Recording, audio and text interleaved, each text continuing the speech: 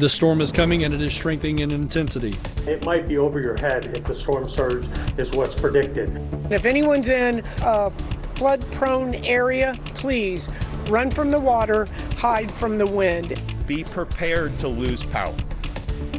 As we come on the air, we are tracking Tropical Storm Idalia as it gets closer to Florida's west coast. Take a look at your screen. This is where the storm is now. It is forecast to reach at least Category 3, a major hurricane as it moves across the warm waters of the Gulf of Mexico before it makes landfall on Florida's Gulf Coast. So now is the time to prepare your home, yourself, and your family. And we will be here with you throughout it all. This is 10 Tampa Bay. We are your hurricane headquarters. I'm Carolina Lee. And I'm Dave Wagner. We appreciate you being with us right now. 46 counties are under a state of emergency as we expect to see strong winds, a lot of rain, and dangerous storm surge. There are mandatory evacuation orders for parts of Hillsborough, Pinellas, Citrus, Pasco, and Manatee counties. That includes Zone A, low-lying areas, and mobile homes. Voluntary evacuations are underway in Hernando County for all areas west of US 19, but they expect to issue mandatory evacuations tomorrow. So we are making sure that you are informed and prepared, and we have team coverage this evening with crews across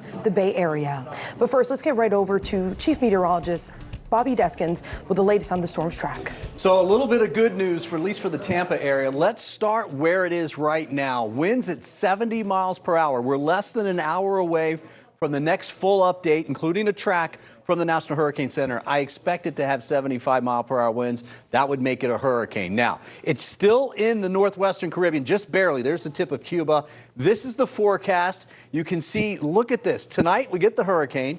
Tomorrow, it's 85-mile-per-hour winds in the morning, 105, Cat 2 in the afternoon, still well west-southwest of us, but then a Cat 3 major hurricane with 115-mile-per-hour winds with landfall somewhere up here near Cedar Key. Now, I will tell you, the trend is to the west, away from us, and I'll show you that coming up. But notice how Tampa's not in the cone. This has nothing to do with the weather.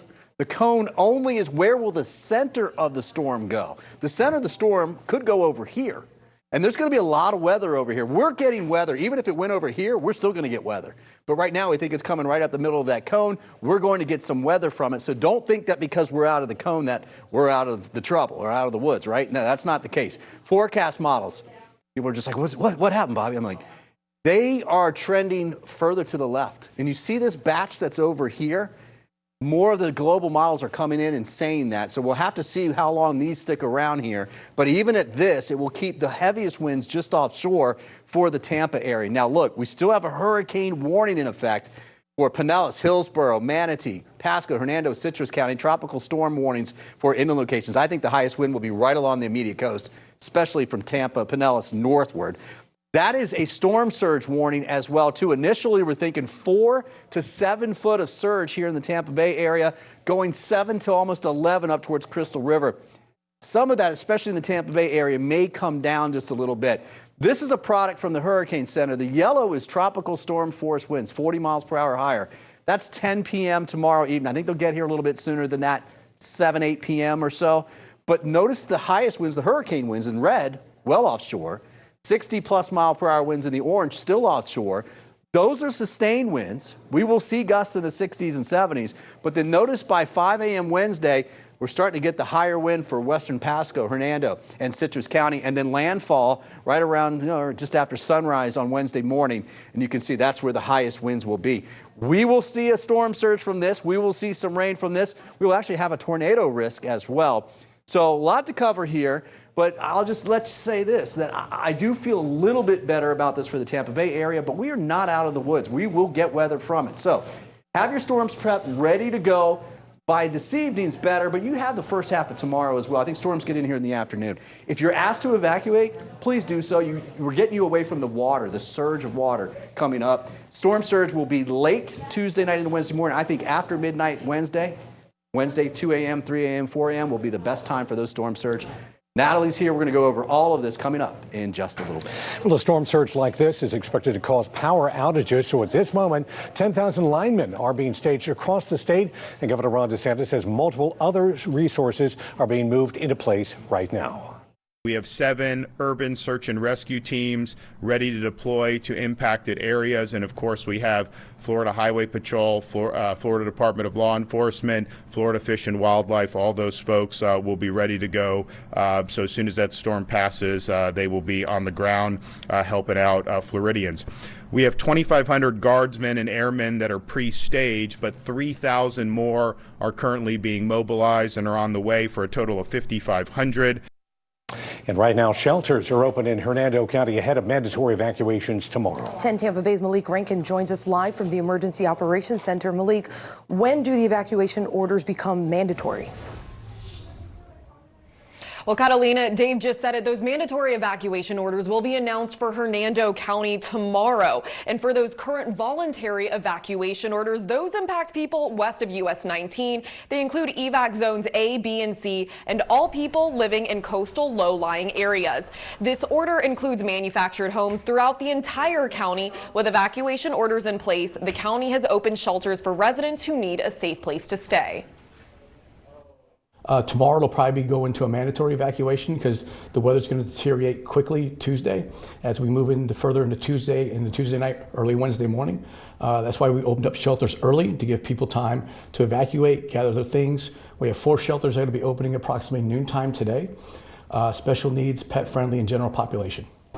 We have a list of all shelters posted on 10tampabay.com. The emergency management director says regardless of if this is your first storm or one of many you've been through, take it seriously and heed these warnings. Now, if you were in Hernando County back in 2016 when Hermine hit, they tell us this is expected to be worse. We'll be back with you in a half hour. We're here live at the Emergency Operations Center and we'll walk you through all that goes into the planning, preparedness, and response to keep you safe in this storm. Live in Hernando County, Malik Rankin, 10 Tampa Bay. We are also keeping an eye on preps over in Pinellas County, where there is a mandatory evacuation for people living in Zone A and all those in mobile homes. 10 Tampa Bay's Aaron Parsegian has been seeing people prepare for Idalia all across the county and joins us live tonight from Bel Air. Aaron?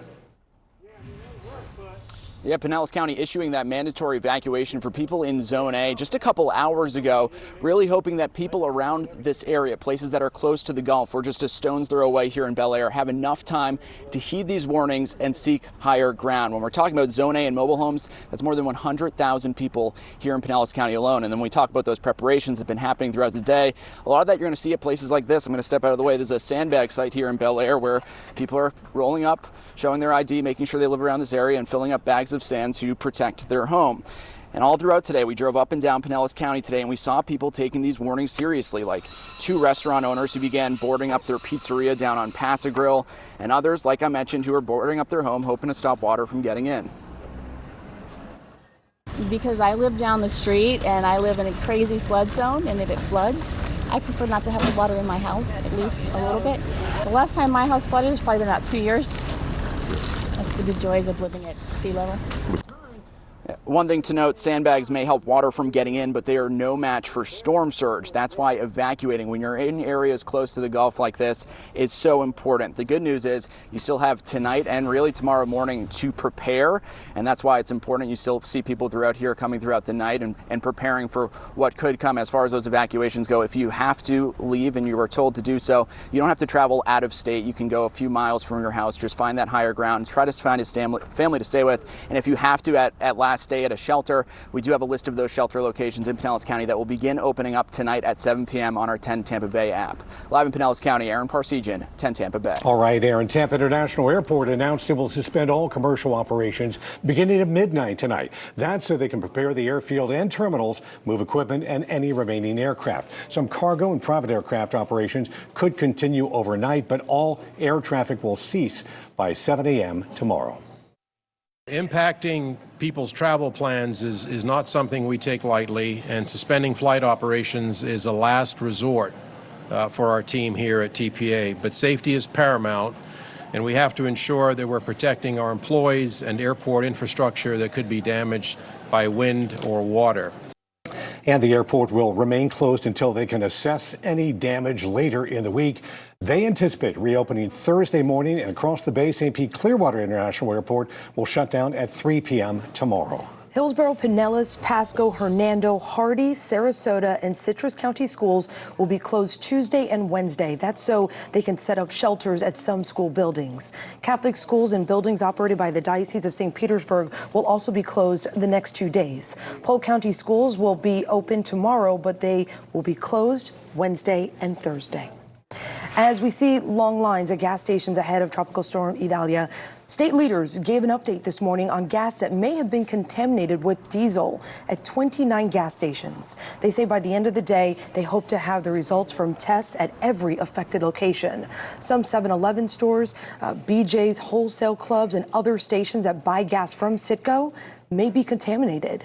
They may be impacted if you bought gas at those stations this past Saturday after 10 a.m.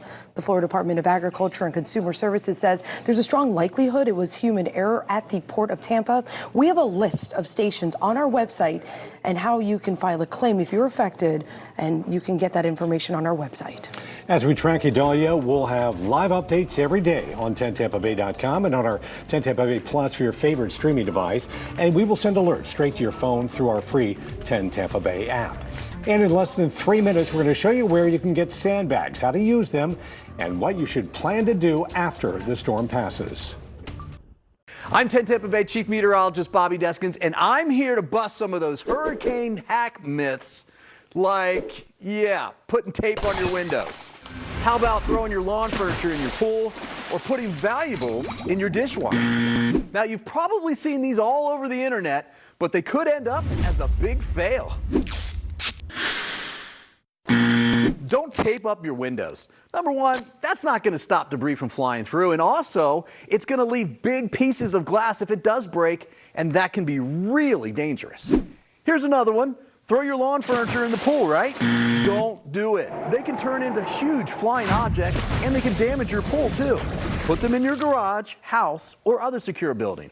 And you still see this one all over. Storing valuables in your dishwasher? Nope. Dishwashers won't keep water out. If your home is flooded, your dishwasher will flood too. I suggest a go bag. Store your valuables in a plastic container or bag, and when you leave, take them with you. And back here on our 10 Tampa Bay special coverage at 4 o'clock, we are keeping a close eye on Idalia as it moves closer to Florida's west coast. This is the storm's latest track, as you can see right there on your screen. So preps are underway across our area, including plans to address expected power outages. Crews are staging across the state and here in the Bay Area right now. And 10 Tampa Bay's Jennifer Titus is live at Duke Energy Storm Center in St. Pete with more on this. Jen? Yeah, Dave and Carolina, it's what everyone loves to hear, and everyone loves to see those linemen just lining up the interstate on their way here. I'm told thousands of linemen are already on the way, and they will be in place once this storm hits. If you look at the map right now where there are storm surge warnings and hurricane warnings, many of them are Duke Energy customers. I have Audrey Stasko with me from Duke Energy, where, Audrey, if you can kind of just explain to me what really happens here and how you guys prepare to make sure that power is back on if it does go out. So Duke Energy, we have a staff of meteorologists, system operators, dispatchers, and obviously our line crews that are all actively monitoring the storm's path, intensity, and all that. And basically, we're getting ready to respond. So we've activated our storm center. That's where we're at right now, the distribution control center. This is where our teams are actively working to dispatch crews and make sure that they're ready in places to respond quickly and safely. And you guys have linemen coming from all over. When we're talking thousands of linemen, 4,500, not just linemen, but also dispatchers. There's all play such an integral part of this whole operation you have to make sure power gets back on. Yeah, so we're mobilizing 4,500. This is line techs, veg management crews, damage assessors, and support personnel, all ready to respond to restore power for our customers. And they're staged at Tropicana Field, and we know there is a staging system in the villages because really where this storm's path is kind of really in the middle between south Pinellas County and right there where the Villages is. So that's kind of what you guys are paying attention to right now. Absolutely. And, safety is important not only for our customers, but for our crews. And so we stage them in areas where we can quickly dispatch them to the areas where we're seeing the most outages. Perfect. Audrey, thank you so much. As you see, they are already preparing for this storm. Those linemen will be heading this way so that they are ready, Dave and Carolina, when that power goes out. Back to you guys. All right, Jen. Well, Florida Power and Light crews are getting ready for the storm. They were out trimming trees in Northport to get limbs and branches away from power lines and try to prevent those power outages. They're also inspecting lines, looking for any potential problems, and getting into position right now to respond to any areas impacted by Idalia in the coming days. All right, guys, so they're going to be talking about the wind, right? The wind's going to knock those trees down into the power lines. We think the highest winds as it goes by the Tampa area will stay offshore, but we're still going to get some winds here, 40, 50, 60 mile per hour winds with some higher gusts, and that can put down some trees. Here's the storm now. Look at all the thunderstorms that have fired up out ahead of it. 70 mile per hour winds, still waiting on that 5 o'clock update to get the latest numbers. Take a look now at the radar mixed in here. You can see a lot of rain coming across Cuba, storms out ahead of it. Big time thunderstorms down to our south. We'll see a few thunderstorms this afternoon, but not a whole lot of those. But we will be seeing, of course, obviously more rain getting in here tomorrow afternoon and evening hours. So here's that forecast track. You can see we basically got winds of 85 miles per hour by the time we get towards Tuesday morning, so tomorrow morning, and then 105. Cat 2 by tomorrow afternoon, and then landfall looks like it's somewhere here in the Big Bend. It's kind of trending to the west a little bit with 115 mile per hour winds. Now, all of this, I think, is going to change to a certain extent. Probably not a lot, but it would just make common sense that these numbers may change and the track will change just a little bit. This is the latest forecast, spaghetti plots, forecast models, and there are a lot that are getting back up here to the west. If that is the case, number one, that would be much better for Crystal River. You're still going to get some decent surge. But that would be obviously much better for Cedar Key. And it's even better for Tampa because it keeps the center further offshore and the highest winds out here. The closer that gets to us, the more wind, the more surge, and the more rain, too. So the further away it goes, the better off we are. Now, what's making it turn? This is called a trough. This big dip out here is a big trough. The GFS model has it extending almost all the way back to Texas. There's a little piece of it. See that right there? The European has it over here. And as a result, the European's a little bit to the right of the GFS model. The GFS model is coming in over here.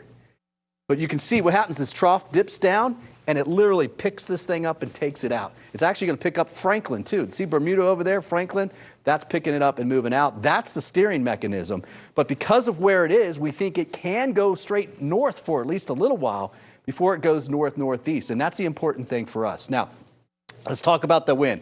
Here we go with the winds moving, remember, counterclockwise, 2 a.m. Wednesday. So it's really 8 p.m. tomorrow evening through sunrise Wednesday morning. That's when we'll see the worst weather, the worst wind. This is 8 a.m. Wednesday morning. It's making landfall. Really, if you're in Pasco, Hernando, and Citrus County, the winds will gradually get higher about 3, 4, 5 o'clock in the morning. Then it will move off to the right. Let's take a look at the forecast model. This is a bigger version, obviously. 9 a.m. tomorrow morning looks good. Finish up your preps. 2, 3 o'clock, showers and storms come through. It'll be getting gusty in these storms, and there's a tornado threat there. This is 8 p.m. Tuesday. Better tornado threat there. Winds are increasing, but the center's way offshore. This is midnight tomorrow night into Wednesday morning. Then the wind starts blowing on shore. The water levels start coming up. That's our surge threat. 3:30, 4:30, 5 in the morning on Wednesday morning. There's the center. There's Tampa. It's still well away from us, but that's still quite a bit of wind blowing water. If the center goes closer to us, we'll get more wind and surge. If the track goes further to the west, we'll get less, and that's why it's so important for that. During the day, this is noon on Wednesday, things will be quieting down quite a bit. Here's what the winds look like. Same model. You can see by Tuesday evening at 7 p.m., winds starting to pick up. Notice the center, well offshore. This is our model here. And then you go after midnight, you start to see those winds pushing on shore more. That's where we're getting at 30 mile per hour winds, gusts in the 50s at least, blowing on shore. That's pushing a lot of water, and that's why you get wind surge. Compare that just to the European.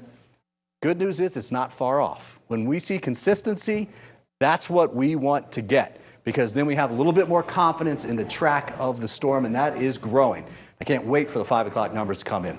All right, let's get you planned out what we can expect specifically and plan you through the day tomorrow. Let's go over to meteorologist Natalie. Good afternoon, everyone. Yeah, this is something county by county. Depending where you are located, there will be different impacts in your neighborhood. You just saw there that eye, the center, looking to stay just offshore, but trying to make impact towards landfall, either just north of the Nature Coast or through the Big Bend area. So that is going to give the greatest impacts as far as our counties locally along the Nature Coast. We're talking to you, Citrus, Hernando, and Pasco counties. So we talked about 50 to 70 mile per hour sustained wind speeds, gusting 70 to 80 at times. So imagine all that water just thrashing onshore along the immediate coastline through the Nature Coast. That is water that is pushing on land. That is where storm surge comes into place, and that is where we're going to see the highest numbers, 7 to 11-foot storm surge through that region, and that is where it's going to be most significant overnight into early Wednesday. So remember, the rain and the wind happen first,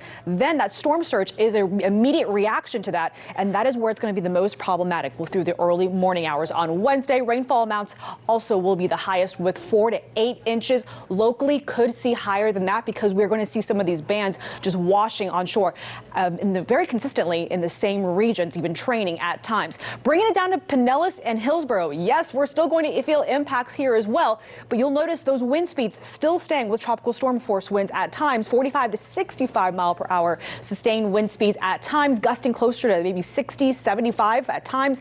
And we're also going to have to watch out for that isolated potential for tornadoes. Whenever we have those spin ups, this is the prime atmosphere that we'll have to watch out for that. Locally, dealing with 4 to 7 inches of rainfall will be possible in some locations. Notice how these numbers come down ever so slightly in some of our southern counties. As we go inland, storm surge, of course, not an issue, but we are still going to be dealing with those gusty conditions from time to time. Isolated tornado threat, so a little more few and far between, not quite as immediate, but we will be watching those impacts increasing, and as far as those deteriorating conditions really taking over through the second half of tomorrow. So that is why we're saying you want to have everything taken care of by tonight, but for sure, just a little after sunrise tomorrow morning, because those rain chances and those winds will all start to pick up through tomorrow. We'll be right back. I'm 10 Tampa Bay meteorologist Natalie Ferrari. Preparing for a hurricane is work, but once you've been here for a few years, you'll have it down. We've talked about food and water. Now, what else will help you survive the storm? Get ready, because here we go. Flashlights, batteries, paper towels, garbage bags, bug spray, baby wipes. Hold up, we're stopping here. Why do you need baby wipes if you don't have a baby? Well, you can use them to clean yourself. Now, let's head back to the list.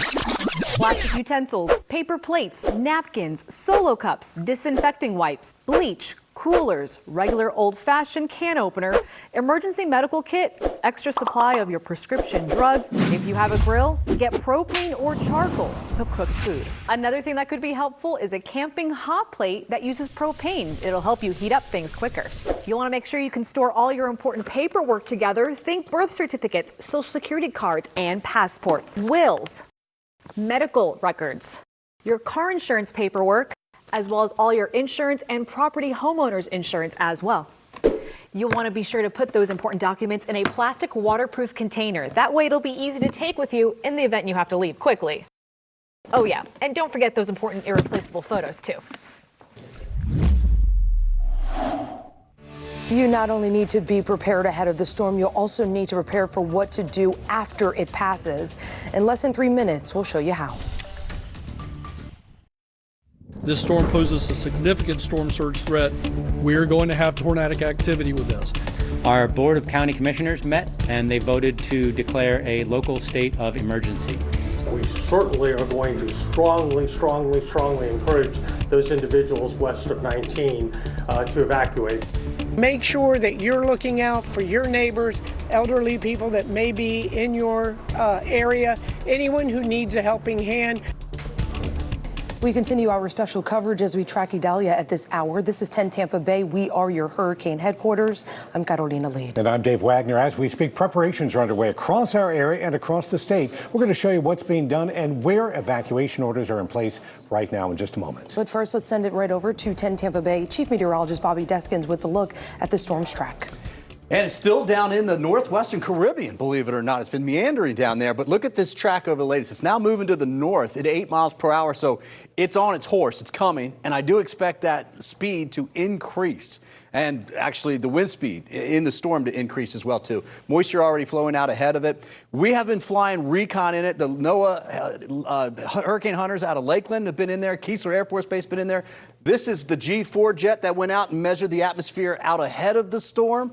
You can see the P3 going inside the storm, finding the exact center.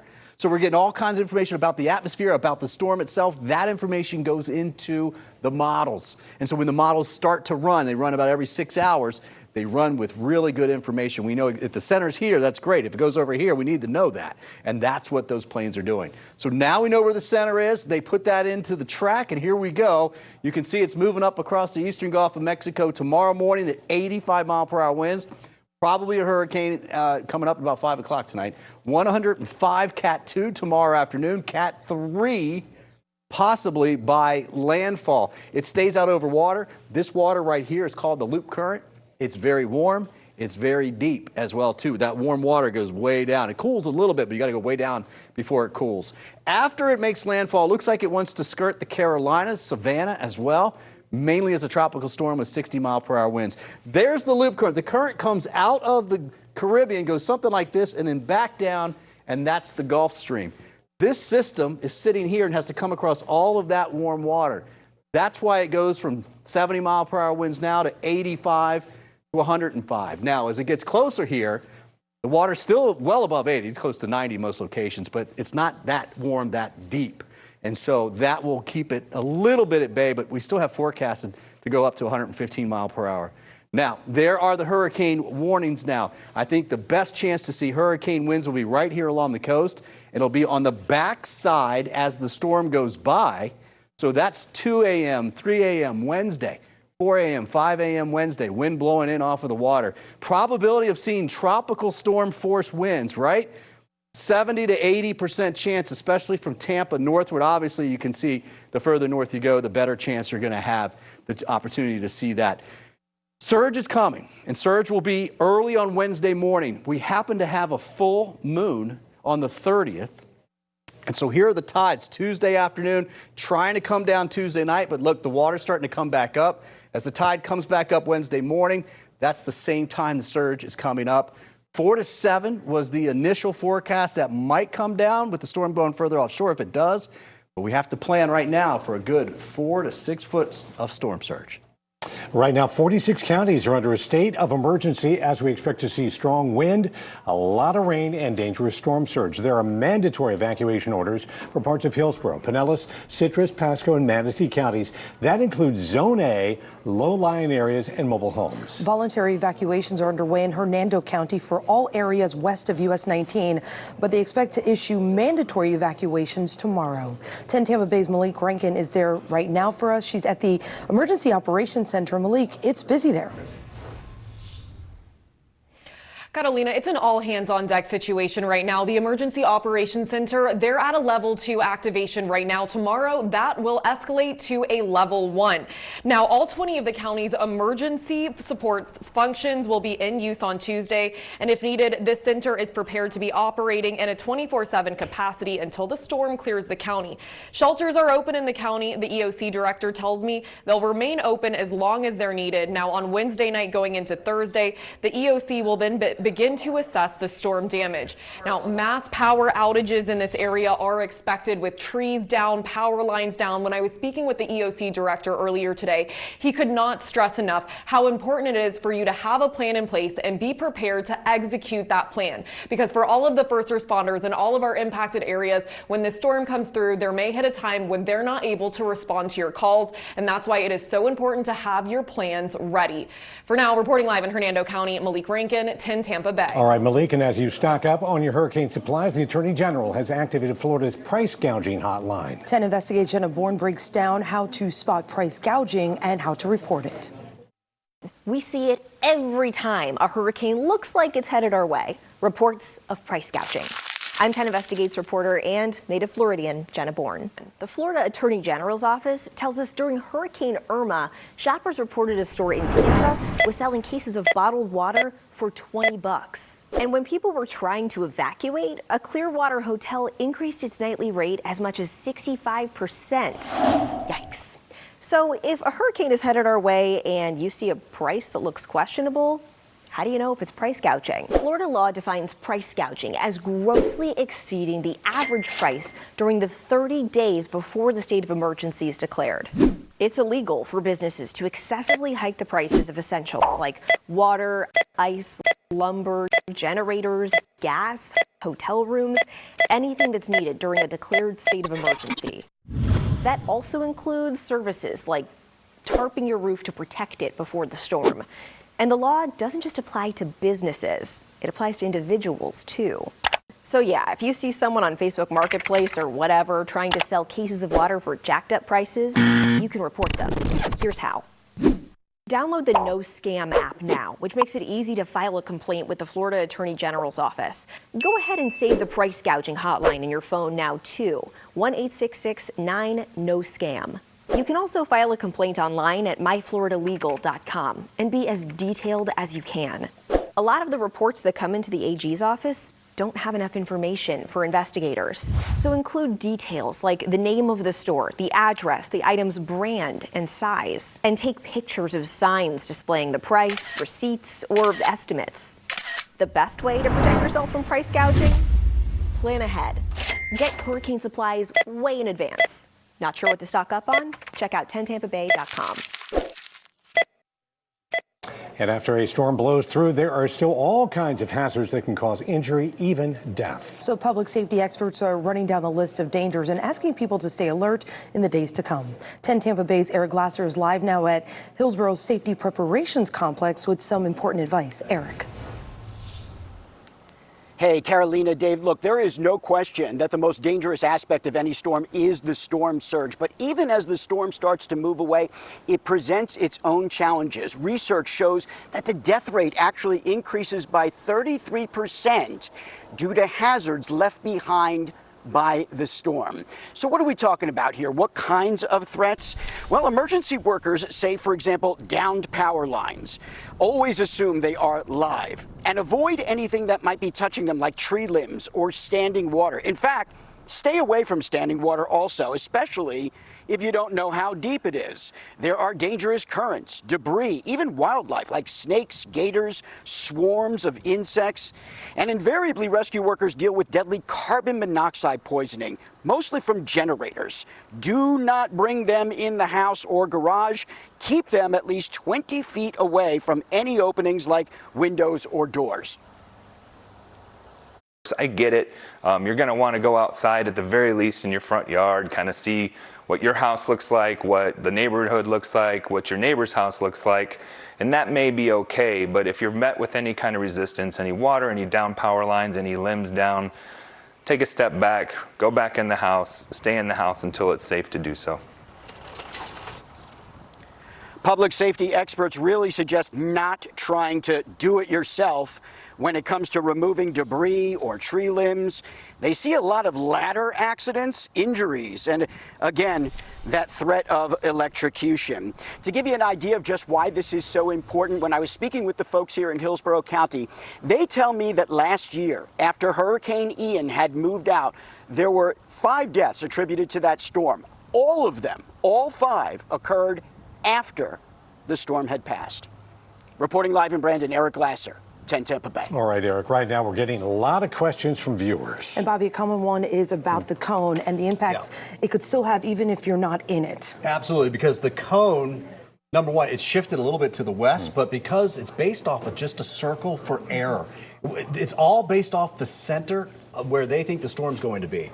And they're saying, hey, we think the storm's going to be here in the center, but looking at error over the last 5 years, it can move to the right or to the left inside that cone. It has nothing to do with the weather. Now, we're on what's called the dirty side, which you have more wind, more rain, a tornado threat as well on the east side. We will stay in that side. If it gets a little bit closer to us, we'll get more of that. If it goes a little bit further out in the Gulf, we'll get a little less of that. Yeah, we saw how much that can change during Ian, of course. Absolutely. Let's talk a little bit about storm surge. Ian brought a lot of storm surge and a lot of damage as a result. How does that work? It's the number one killer. Water is the number one killer. It is not rainfall flooding. People think Harvey. Like, oh, what in Harvey? I saw this. They thought Katrina. That was not that. Well, Katrina a little bit. But Harvey was rainfall. This is the Gulf of Mexico being blown up the beach into the houses. But what you don't think about here is it's the Tampa Bay waters being blown up into Oldsmar, being blown up into downtown Tampa, right? That area is very shallow, and when you get those high winds that are blowing into the bay, onto the beach, blowing on shore, it literally pushes the water. The top part of the bay gets it worse because there's nowhere else for the water to go. The wind keeps blowing. We just don't want that much wind to blow the water. If that wind speed goes up, it blows more water. Yeah, we don't want an ocean of water on shore. Exactly. All right. Well, do you have any questions about hurricanes or preparing for one? You can text us at 727-577-8522. We'll answer some of those questions for you right here on 10 Tampa Bay, and we'll be right back. All right, everybody, let's take another look at it. 70-mile-per-hour winds for tropical storm still, Idalia, but again, I think that's going to go, if not 5 o'clock, it would be an 8 o'clock update, but there's recon in there now. They're probably going to get 75 out of it. It is still maintaining the convection, and it's now moving to the north at 8 miles per hour and seeing a little jog to the right. I hope that doesn't stick. If that does, that could shift the whole track further to the right. This is why things can change, and they still will change according to the forecast models. Rain's coming out ahead of it. You can see these are storms here. None of that's really associated with the storm itself, but those are, and they will be spreading northward through the area, especially by tomorrow afternoon. Here's the latest forecast track. We'll get a fresh one coming up here in just a few minutes. 75-mile-per-hour winds by this evening. That makes it a Category 1 hurricane.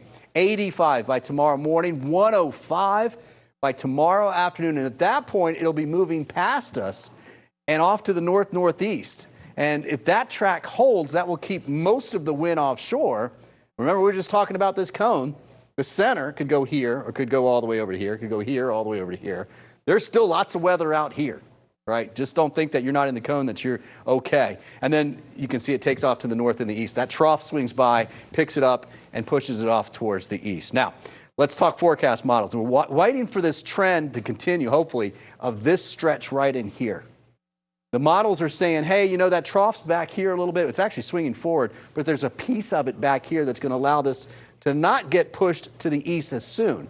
But that's not set in stone, and you can see the models are kind of split, a bunch here, a bunch there. Obviously, we want the ones on the left-hand side. We'll have to wait and see what it looks like. I think it's trending to the west. I think it's going to be somewhere in between those two. There are the warnings that we have, hurricane warnings, the main ones here, Manatee County northward, except for Polk, Hardy, DeSoto, and even Sarasota County tropical storm warnings. The probability of us seeing at least tropical storm force winds, so basically 39-mile-per-hour winds to 73, 70 to about 80% chance. And I certainly think we'll see gusts, especially in the Crystal River area, well into the hurricanes. We're talking 75, 85-mile-per-hour gusts there, less as you move to the south. Timing, winds already in here by tomorrow afternoon, really in the evening, 7 p.m. Tuesday. 35, 45-mile-per-hour winds start up, higher gusts. This is 2 a.m. We're really starting to see the winds pick up. But look where the hurricane force winds are. The red that you see there. They're offshore. Yeah, Cat 2, but most of that wind's right around the center. This is when the winds really get going, especially along the coast. If you lived here during Irma went right up the spine of the state, right? When it was coming up this way and got over Lakeland just to the north, that's when the winds were coming here. That's when we saw our highest winds, the backside of the storm was over land. So certainly Wednesday morning, 3 a.m. through about 9 a.m., it's going to get windy, especially if you live right along the coast. That's when we're going to get the highest winds, and that will coincide with the surge as well, too. And unfortunately, that surge starts in the overnight hours. There's the surge warning. It goes all the way up and down the coast. Still thinking 4 to 7, although that might be a little bit on the high side for the Tampa Bay area if the storm tracks further offshore. But 7 to 11 for Citrus County, maybe on the lower end of that, but we're certainly going to see quite a bit of surge for it. Let's talk real fast about the forecast model. This is 9 o'clock tomorrow morning. Still have time to finish the preps by then, but look at this, 2, 3 in the afternoon. Those are rain bands from Idalia. Will be a Category 1, at least hurricane by that point. The forecast calls for a Cat 2 with 85-mile-per-hour winds. And then now you can see we're basically looking at it move by. That's Tuesday night, Wednesday at midnight. Basically to our west, those are heavy bands of rain, very gusty in there as well too. Then the surge really gets going after midnight Wednesday night, well, Tuesday night into Wednesday morning. And then you can see landfalls up here near Cedar Key. All right, let's get over to Natalie Ferrari. She's going to go over this and talk about the options that we get. What's it going to look like for the Nature Coast? The Nature Coast is actually going to have the most significant impacts, all when it comes to some of the strongest wind gusts. Imagine all of that water in a prolonged period of time, all that wind driving that water right along land. That is why we are really stressing the importance of the storm surge concern, because that is what that means. 7 to 11-foot storm surge in that region. But remember, this is after we have the significant amount of rain passing through, as well as the significant amount of wind pushing on shore. So that will happen as early as tomorrow night through the evening hours, but it's really going to be overnight into early Wednesday that is going to be a concern when it comes to storm surge. Similar timing even as you go a little further south, but not as significant with the impacts. It's not as high of a number when it comes to that storm surge right around Pinellas County and into the parts of the immediate bay into Hillsborough. We're looking forward to 7-foot storm surge overnight, again into early Wednesday morning. But you will be looking at sustained wind speeds right around those tropical storm force winds with 45 to 65 miles per hour sustained at times, gusting higher to 75 miles per hour at times. We do think there's going to be a tornado watch for parts of the region tomorrow, because whenever we have this much tropical energy overhead, that is prime, that is conducive for those isolated spin-ups to develop. So we'll be watching closely for that. Back down, keeping along the coast from Manatee and Sarasota, continuing to deal with those gusty winds as well as 2 to 4-foot storm surge, again, overnight into early Wednesday. Of course, inland, we don't worry about storm surge, but we do still worry about that isolated tornado threat. We're going to get those gusty winds at times, 2 to 4 inches of rainfall at times. We can even see a few isolated pockets a little heavier than that, because you're talking about rain training over the same regions over and over. A good chunk of our soil tomorrow is going to need that drink of water. It's just not going to need the other impacts when it comes to those high winds and, of course, that storm surge along the immediate coast. Have your preparations done, guys, by early tomorrow morning. You got a little bit after sunrise, some daylight hours to go, but we will notice those conditions deteriorating after lunchtime through the afternoon, evening, and it just kind of goes downhill overnight into early Wednesday morning. We are dealing with some moisture overhead today, but this is not from Idalia. This is actually that outer flow, deep tropical moisture that's pushing up ahead of it. It's interacting with the daytime heat showers and activity that's been popping up, but we will actually see the bands directly related to the system by tomorrow afternoon. Tonight, we are going to keep seeing those off and on showers just passing through from the south up to the north. And even as we go through the next 12 hours, we will notice those passing showers and even pretty much cloudy conditions peeking through, especially through sunset. But I do think after midnight, those rain chances will be shutting down. Once we lose the heat of the day, we will actually have some pretty quiet time through the overnight hours and into tomorrow morning. But again, the big show does start through tomorrow and into our Wednesday. We're going to be here live to keep you updated all throughout the entire event. We'll have more news and weather coming up after the break. Well, before we go, we want to get one last look at the storm's track. Bobby, what can you tell us? So this is our local model, and you can see the winds. What happens now is the earliest arrival we think of tropical storm force winds, most reasonable, 7 or 8 or 9 p.m. tomorrow evening. The most likely time that it exits, between 9 a.m. and noon on Wednesday. All right, so this is an overnight Tuesday night issue that we will be dealing with. Yeah. I mean, the important thing is making sure you have a plan in place, know what you're going to do, because these storms, even though we see those spaghetti models there, that doesn't necessarily mean exactly where it's going to go. Right, and we were talking about basically the best time to take advantage of that. We have still some daylight hours now. You have through tonight, you have tomorrow morning, but I'm talking early. You just want to get that all out of the way, because it will get worse throughout parts of tomorrow. Natalie, thank you. Our coverage continues with Courtney Robinson and Joshua Dorwitz on 10 Tampa Bay this evening. That is just 3 minutes away.